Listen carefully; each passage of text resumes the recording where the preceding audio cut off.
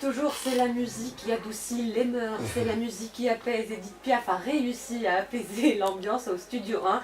Alors, 11h57 minutes, l'émission s'achève, 51 minutes. Je laisse 30 secondes, même moins, à mes invités. On commence tout de suite avec M. Hassan Zalbouni. Voilà. En tant que Tunisien, en tant que société civile, en tant que, peut-être même, on doit influencer les pouvoirs publics pour que les négociations avec l'Union européenne se passent de manière à ce qu'on protège les intérêts de la Tunisie et des Tunisiens en premier lieu.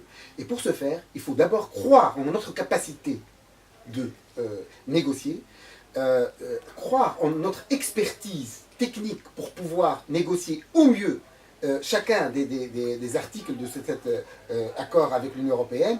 Et en dernier lieu, il faut aussi se dire qu'avec l'Union européenne, on a une opportunité unique, historique, d'avoir le plus grand marché du monde en face de nous, avec lequel on doit tirer le maximum pour nous, la Tunisie et les Tunisiens. Merci. Cette carotte-là, 450 millions de consommateurs en Europe, c'est la carotte que tu atteins jamais. On te montre la carotte, et le gars il court derrière et il ne mangera jamais.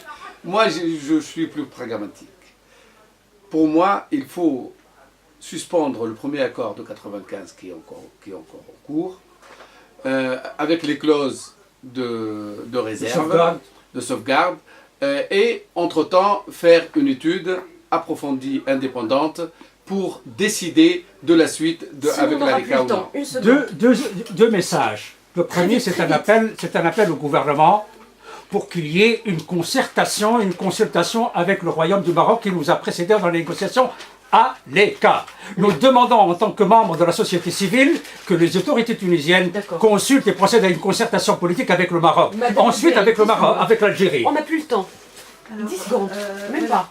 Donc les recommandations très rapidement, donc le Très bilan vite. On a plus le indépendant, temps. la philosophie, revoir la philosophie des relations entre l'Union européenne et revenir à la philosophie du processus de Barcelone et avoir un accord asymétrique en faveur de la Tunisie parce que les poids ne sont pas les mêmes entre l'Union européenne et la Tunisie. Merci et beaucoup. finalement sur la société civile, donc permettre à la société civile de faire partie du processus de négociation. D'accord. Voilà. Merci beaucoup à mes invités d'avoir été là. C'était C'est le Mag et place tout de suite au flash des infos.